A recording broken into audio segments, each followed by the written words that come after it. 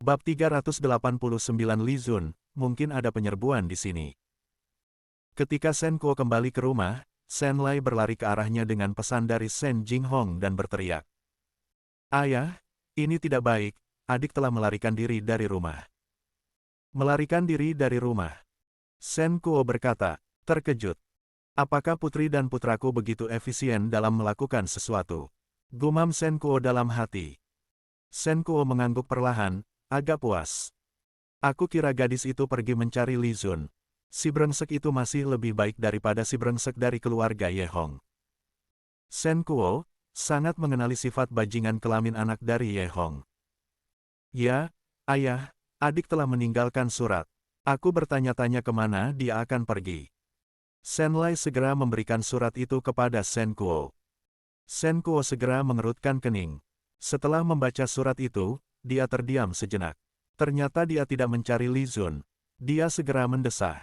Lupakan saja, biarkan dia pergi. Dia memiliki keterampilan bela diri dan telah menjelajahi kerajaan, jadi seharusnya tidak akan terjadi apa-apa. Shen Lai juga mendesah.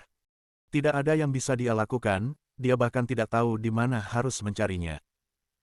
Namun, meskipun saudarinya telah menjelajahi sungai dan danau tetaplah berbahaya, dan sebagai saudaranya tetap sangat khawatir. Baiklah, ketika ayah kembali ke istana untuk menjawab Yang Mulia Kaisar, surat ini akan memberitahu Kaisar bahwa saudarimu telah melarikan diri dari rumah, dan pernikahan tidak lagi boleh dilaksanakan. Tapi, ayah, mengapa aku merasa bahwa kita telah menyinggung Yang Mulia Kaisar? Mungkin tidak, kata Shen Kuo dengan sedikit keyakinan. Di sisi lain, Shen Jinghong telah pergi selama setengah hari.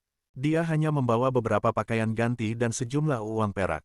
Dia tidak tahu kemana harus pergi, jadi dia berjalan keluar dari gerbang utara tanpa tujuan. Dia mendengar bahwa wilayah utara tidak stabil akhir-akhir ini, dan ada kemungkinan perang. Dia memiliki keterampilan bela diri, dan sepertinya dia bisa pergi dan membantu. Bahkan jika dia mati di wilayah utara dengan suasana hati seperti saat ini, seharusnya cukup baik. Dia sesungguhnya sudah merasa mati. Jika tiba-tiba dia memikirkan dirinya sendiri dan mengetahui bahwa dia sudah mati, dia mungkin akan sedikit sedih. Ini bisa menarik perhatiannya dan membuatnya sedih atas kematiannya, yang tampaknya layak. Shen Jinghong mengambil napas dalam-dalam. Dengan nada suara getir, dia menoleh ke arah ibu kota, merasakan rasa sakit dan kehilangan di hatinya, dan matanya segera dipenuhi air mata. Lalu, dia meletakkan beban di pundaknya, membungkukkan badan dengan berat ke arah ibu kota, dan berkata, Ayah, putrimu tidak berbakti. Aku akan membayar kebaikanmu di kehidupan berikutnya. Kakak, maafkan aku. Tolong jaga ayah dengan baik. Lalu, Shen Jinghong berdiri kembali dan berkata, merakit kembali semangat yang tercerai-berai dan menuju utara dengan mata yang teguh. Sampai jumpa di kehidupan berikutnya, Li Zun. Kuharap bisa bertemu denganmu lebih cepat di kehidupan berikutnya. Air mata terbawa angin. Woi gadis, kau ingin mati. Kembali ke Li Zun. Pasukan maju perlahan dan memasuki lembah dengan gunung yang menjulang tinggi dan hutan yang bergelombang di kedua sisi. Li Zun, yang sedang bermain catur dengan Ji Zongqing di dalam kereta dan mendengarkan penjelasan Ji Zongqing tentang situasi di utara, tiba-tiba membuka tirai kereta, melihat keluar, dan berkata dengan senyum. Tuan Perdana Menteri Ji, kau mengatakan bahwa jika jalan lembah ini berada di perbatasan, tetapi ini adalah lokasi militer yang sangat baik. Jika saya menyerang orang di kedua sisi, saya bisa mundur saat pertempuran berlangsung, dan bahkan mengirim beberapa ahli untuk membunuh jenderal musuh di antara ribuan tentara. Perdana Menteri Ji mendengarkan dengan wajah kaget. Sedikit terperanjat, dia mengangguk perlahan dan berkata, ya, ini adalah lokasi militer yang sangat baik. Jika seseorang menyerang di sini hari ini, aku takut aku akan berada dalam bahaya. Li Zun tersenyum dan berkata, betapa kebetulan. Ini adalah yang ingin dikatakan saya padamu. Apa? Ji Zongqing terlihat bingung. Li Zun menurunkan tirai dan melanjutkan bermain catur, sambil berkata dengan tenang. Sebelum pergi, seseorang memiliki dendam dengan saya. Saya kira pihak lawan akan menyerang saya di jalan ke utara. Melihat bahaya di sini, saya yakin pasti lawan saya akan mengambil daerah ini sebagai titik penyergapan. Penyerbuan pasti dipilih di sini. Selama ada ahli yang terlibat, bahkan jika ada 10.000 tentara di sini, mereka dapat dengan mudah membunuh saya. Ketika Ji Zongqing mendengar ini, tubuhnya tiba-tiba kaku, wajahnya berubah drastis, dan dia bertanya dengan suara dalam. Mengapa kamu tidak memberitahuku sebelumnya? Perdana Menteri Ji tidak bertanya, kata Li Zun dengan tenang. Ji Zongqing terlihat sangat jelek dan berkata, kamu tetap di dalam kereta. Dia berdiri dan keluar. Namun, Li Zun menghentikannya dan berkata, Menteri Utama Ji, cukuplah duduk dan santailah. Aku takut sudah terlambat. Aku sengaja membuka tirai hanya untuk membiarkan pihak lain melihatnya. Jika pihak lawan benar-benar menyergap di sini, aku takut ada banyak orang pada saat ini yang sudah menyembunyikan busur dan panah mereka, dan secara diam-diam mengarahkan busur mereka ke kereta. Begitu Anda keluar, mereka akan segera memanah, atau bahkan Anda bisa dipanah menjadi sarang tawon karena Anda tidak tahu bela diri. Ji Zongqing melihat Li Zun dengan kagum, agak tidak percaya. Maksudmu? Dengan sengaja. Juga, mengetahui bahwa mungkin ada penyerbuan, mengapa kamu terlihat begitu tenang? Apakah anak ini gila? Pandangan Ji Zongqing terhadap Li Zun berubah seketika. Ekspresi Li Zun benar-benar tenang. Dia dengan lembut memindahkan sebatang bidak catur untuk menyeberangi sungai, lalu berkata dengan tenang. Jika aku adalah pihak lawan, aku akan menunggu sampai pasukan benar-benar memasuki lembah sebelum bertindak. Pasukan harus dibagi menjadi 3 kelompok, dan masing-masing akan bertanggung jawab sebagai vanguard. Tentara bertanggung jawab menarik pasukan dari belakang. Terakhir, ketika sebagian besar pasukan jauh dari kereta, para ahli elit di antara mereka tiba-tiba beraksi dan menyerang serta membunuh saya. Sasaran mereka adalah saya, jadi selama saya mati, misi mereka sudah selesai. Bab 390 Siapa yang bilang aku tidak tahu bela diri?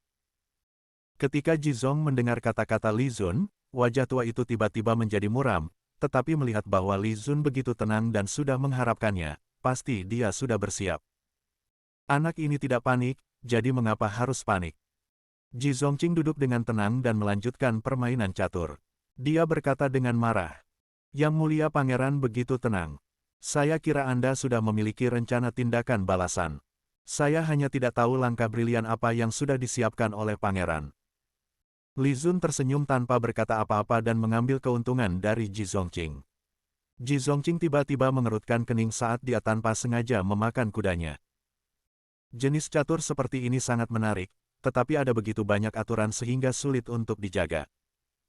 Misalnya, langkah Li Zun tadi disebut gajah terbang, dan dia memakan kudanya sendiri 2 langkah dari gajah itu. Ini benar-benar sulit dijaga. Perdana Menteri Ji masih baru dalam bermain catur, dan dia sudah memiliki keahlian seperti itu, yang sungguh mengesankan Li Zun. Li Zun berkata dengan senyum samar setelah memenangkan permainan. Ji Zongqing memang sangat kuat, dan kecepatannya dalam belajar catur tidak lebih lambat dari Li Wenjun. Sepanjang jalan, dia terpaksa menggunakan trik unik. Aku yang menetapkan aturannya. Aku bilang ada aturan seperti itu. Aku menciptakan catur, aku yang memiliki aturan terakhir. Ji Zongqing mengerutkan kening, jelas tidak senang, dan berkata, Pangeran, lebih baik Anda memberitahu saya semua aturan. Li Zun segera menggelengkan kepala. Bagaimana bisa ini berfungsi? Dia tidak tahu kapan dia perlu curang, dan dia tidak tahu aturan apa yang harus digunakan saat curang.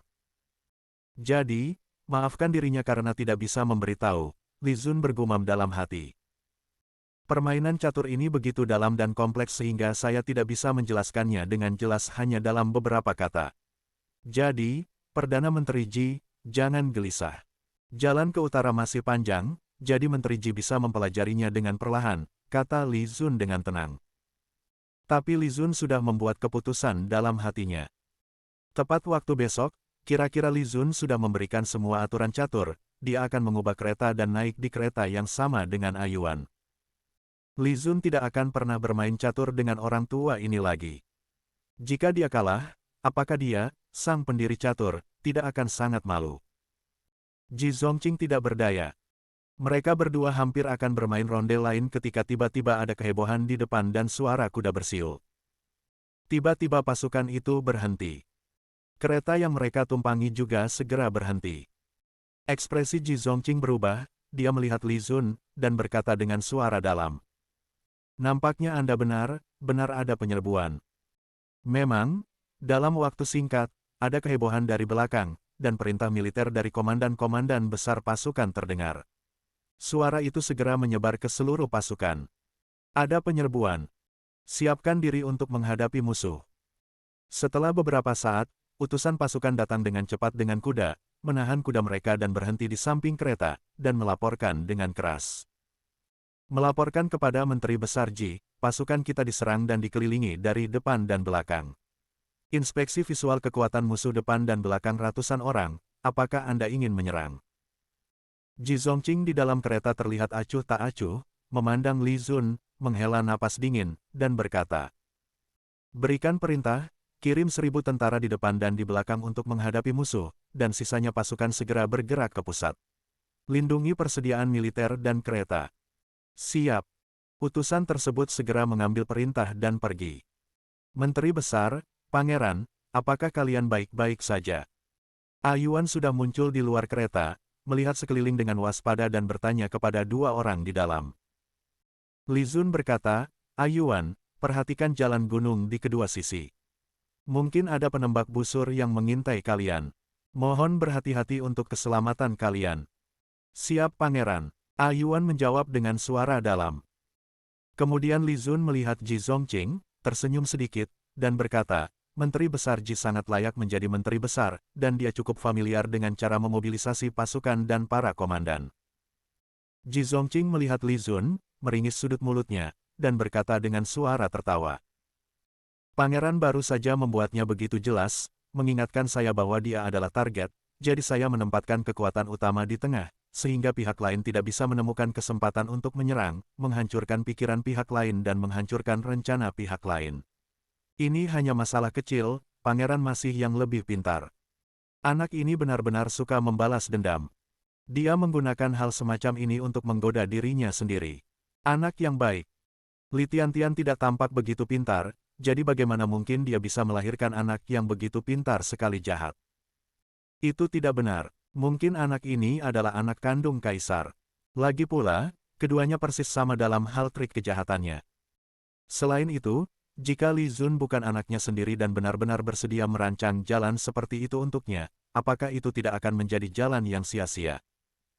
Ji Zongqing punya alasan untuk curiga bahwa ini adalah anak kandung Li Zeng sendiri, tetapi tidak ada yang tahu. Bahkan Shen Kuo, si tua yang bertanggung jawab atas layanan rahasia khusus, tampaknya tidak dapat sepenuhnya mengkonfirmasi masalah tersebut, apalagi dirinya.